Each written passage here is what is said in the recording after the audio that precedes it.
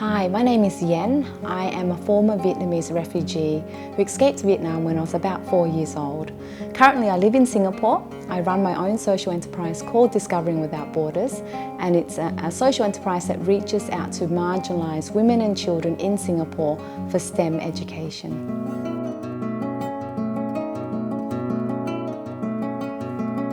I lived in Singapore when I was 4 years old as a refugee. My family had escaped Vietnam and we were in Singapore for about 5 months.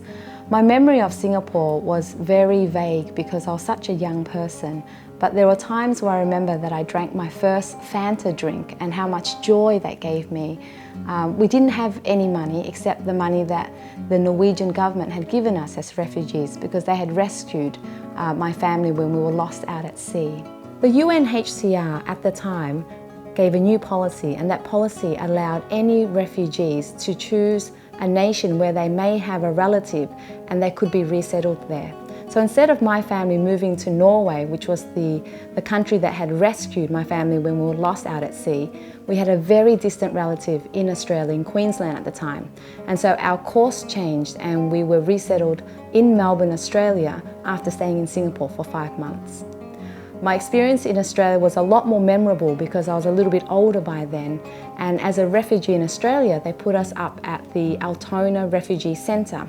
We stayed there for about a year, and one of my fondest memories was eating Western food for the first time in my life. They gave us baked potatoes, baked carrots and roast chicken. And because my family were so new to eating Western food, we hoarded the food and kept it in our pockets and in bags so we could bring it back to our refugee rooms.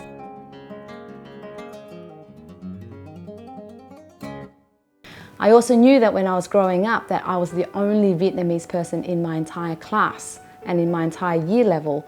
And that did make me feel quite strange because I didn't understand the etiquette or the social norms of Australian people.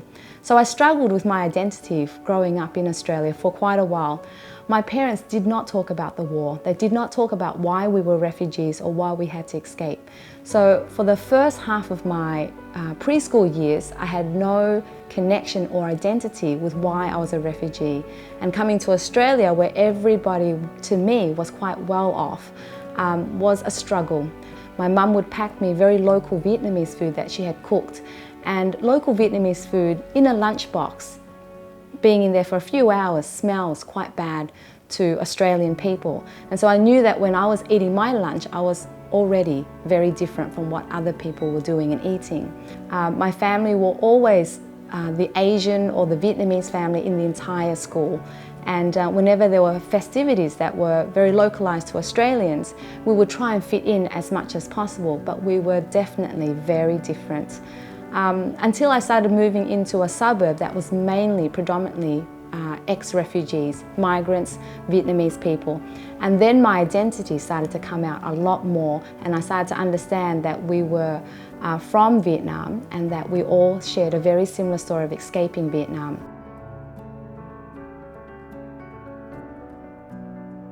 Whenever I think about the kindness of strangers, I remember what Singapore did for my family.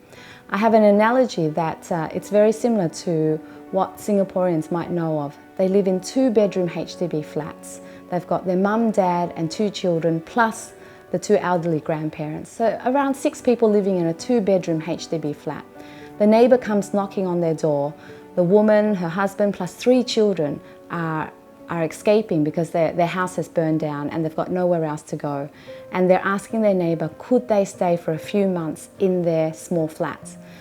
The neighbour, who lives in this tiny flat with 6 other people, has said, no, we have no room. And rightly so, they don't have room.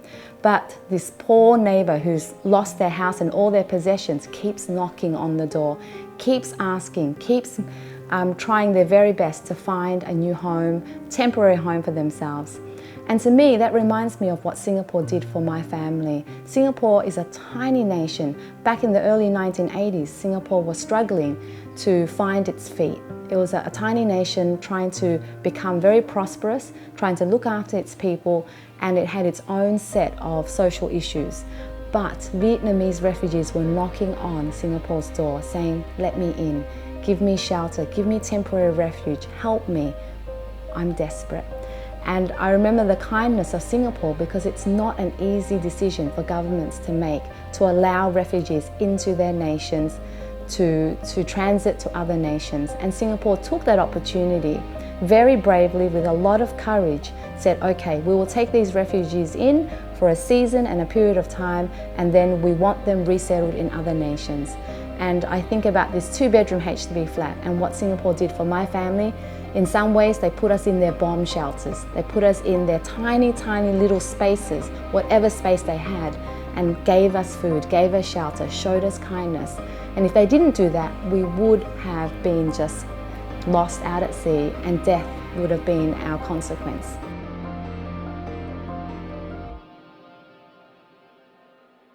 We took to the seas, and we had no experience about being out in the boats out at sea. So when we took the opportunity to leave Vietnam and escape, it was really a matter of life or death. We were not thinking about trying to do anything else except survive. And it was a very risky decision. So I know that today a lot of people take out to the seas, they're in boats and they're trying to escape for other reasons, but my reason was because the war had ended and we were facing persecution. Today, when I see refugees, I see some nations providing social welfare, communities, people, translators, to help them assimilate into their country. And I think it's a wonderful way for refugees to be accepted, to be welcomed, and then to be transitioned into a new country where they can add value to the country, because there are opportunities for them to express and to share what they're going through. The barriers my family faced was that we didn't speak English. We didn't have opportunities to learn English as easily as we wanted it to be. If there were any English classes, it was taught totally in English, and there was no translator to help my parents understand these words that were new to them.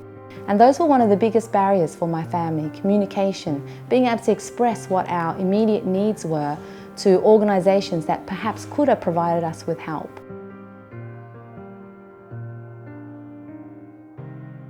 Refugee Awareness Week means to me we are showing and shedding light upon human beings who desperately need help.